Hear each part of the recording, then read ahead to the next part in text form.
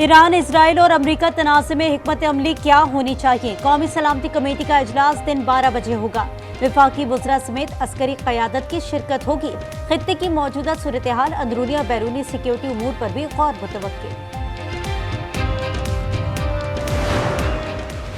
कौमी असम्बली का इजलास 2 दिन के वक्फे के बाद आज दिन 11 बजे होगा। वज़ीर ख़ज़ाना मोहम्मद औरंगज़ेब बजट पर जारी बहस समेटेंगे। विफाकी बजट कौमी असम्बली से 27 जून को पास होने का इम्कान है।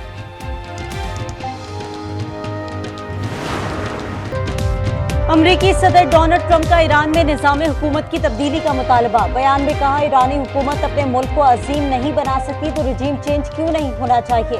कहना था, हमलों के बाद अमरीकी B-2 पायलट ने मिज़ूरी में बाहिफाजत लैंड की। हमने शानदार फौजी कामयाबी हासिल की।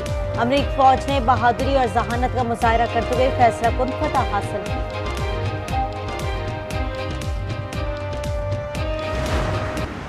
As an independent, peace-seeking nation, the Islamic Republic of Iran had repeatedly warned the warmongering U.S. regime to refrain from stumbling into this quagmire. Even though Iran reserves its full and legitimate right under international law to defend itself against this blatant U.S. aggression and its Israeli proxy.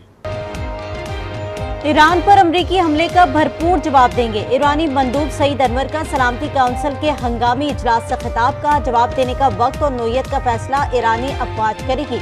अमरीका के इल्जामात के सियासी मुहर्रिकात हैं जिनकी कोई कानूनी हैसियत नहीं। उन्होंने मजीद कहा कि जंगी मुजरिम नेतन्याहू अमरीका को जंग में धकेलने में कामयाब हो गया।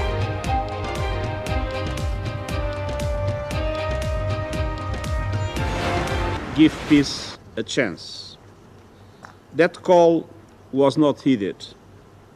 Instead, the bombing of Iranian nuclear facilities by the United States marks a perilous turn in a region that is already reeling. From the outset of the crisis, I have repeatedly condemned any military escalation in the Middle East. The people of the region cannot endure another cycle of destruction. मशरिक़े वुस्ता मज़ीद तबाही का मुतहम्मिल नहीं हो सकता। जंग फौरी तौर पर रोकी जाए। सेक्रेटरी जनरल UN का ईरान की सूरत हाल पर अक़वाम मुत्तहिदा की सलामती काउंसिल के हंगामी इजलास से खिताब। ईरान की खुदमुख्तारी और आलमी कवानीन का एहतराम करने की अपील। पाकिस्तान की जानिब से इजरायली जारियत और हमलों की मज़म्मत। पाकिस्तानी मंदूब आसिम इफ्तिकार ने कहा, ईरान के हक़ दिफा की भरपूर हिमायत करते हैं।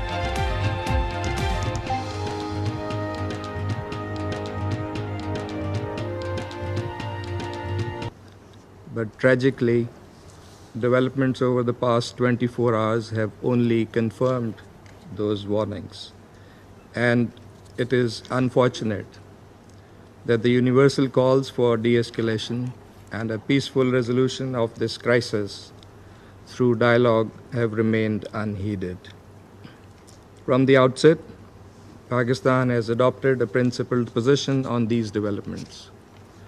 A position based entirely on international law and the UN Charter. Iran ने अमन की कोशिशों को दीवार से लगाया। तेहरान को कशीदगी नहीं बढ़ानी चाहिए। अमेरिका की कायम मकाम अलजी का सलामती काउंसिल के इजलास से खिताब। कहा, सलामती काउंसिल को ईरान से जौहरी हथियारों की मुहिम को खत्म करने का मुतालबा करना चाहिए। आलमी एटमी तवन्नाई एजेंसी के सरबराह ने कहा कि ईरान को मुज़ाकरात की मेज पर आना चाहिए। अमन को मौका ना दिया गया तो मजीद तबाही होगी। चीनी मंदूब बोले, इजराइल को फौरी जंगबंदी पर पहुंचना चाहिए। ईरान के जौहरी मसले से निपटने के लिए सिफारतकारी खत्म नहीं हुई। बरतानिया, फ्रांस और रूस समेत दीगर ममालिक का फौरी जंगबंदी पर जोर।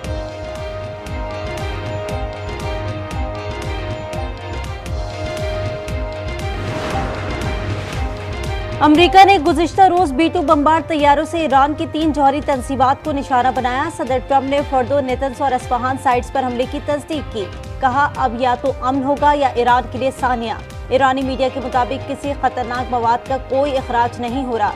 फर्दों के दाखिली और खारजी रास्ते पर सिर्फ 2 सुरंगों को ही नुकसान पहुंचा।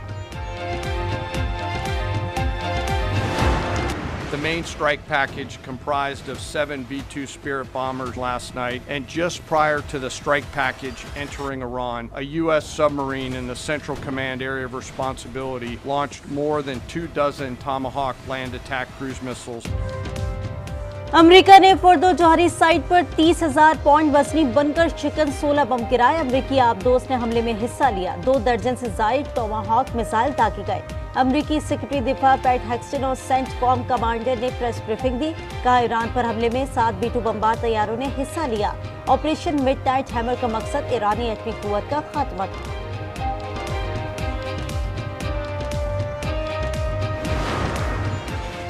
ईरानी जौहरी तंसीबात पर अमरीकी हमले के बाद जौहरी तंसीबात की सैटेलाइट तस्वीर सामने आ गई। तस्वीर में नेतन्स और अस्फहान की जौहरी तंसीबात पर होने वाली तबाही देखी जा सकती है।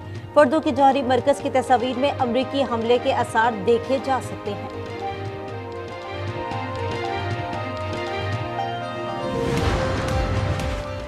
ईरानी पार्लियामेंट ने आबनाए हुर्मुज़ बंद करने की मंजूरी दे दी है। ईरानी हुक्काम के मुताबिक हतमी फैसला सुप्रीम नेशनल सिक्योरिटी काउंसिल करेगी।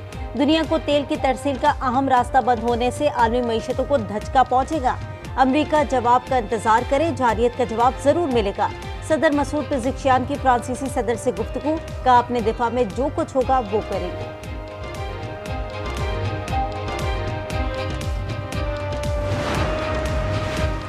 ईरानी वजीर खारजा अब्बास इराक्ची की आज रूसी सदर पुतिन से मुलाकात है। अमरीकी हमले से मुताल्लिक मुशावरत की जाएगी। कहा, रूस हमेशा ईरान का दोस्त रहा है। रूस ने हमलों को बैनुल-अक़वामी कवानीन की संगीन खिलाफवर्जी करार दे दिया। वजारत खारजा ने कहा, कशीदगी में इजाफा खतरनाक है।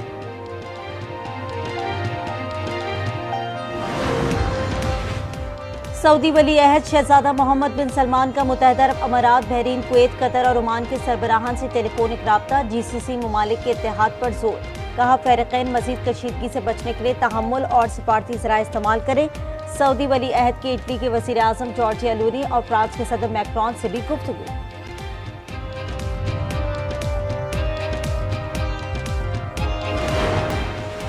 पाकिस्तान स्टॉक एक्सचेंज मंदी का शिकार। दौरान ट्रेडिंग 100 इंडेक्स में 2000 पॉइंट से जायद कमी, 1,17,900 पर आ गया।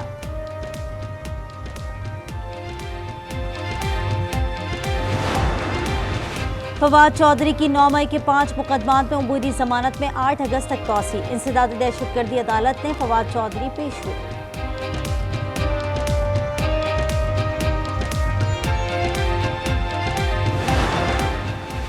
और मुल्क के बेशतर इलाकों में मौसम आज भी शदीद गर्म रहने की पेशगोई। इस्लामाबाद, रावलपिंडी में वफ़े से बारिश का सिलसिला जारी है। मौसम खुशगवार हो गया। कश्मीर, बलाई खैबर पख्तूनख्वा, बलाई पंजाब और गिलगित बल्तिस्तान में तेज हवा और गरज चमक के साथ बारिश का इम्कान।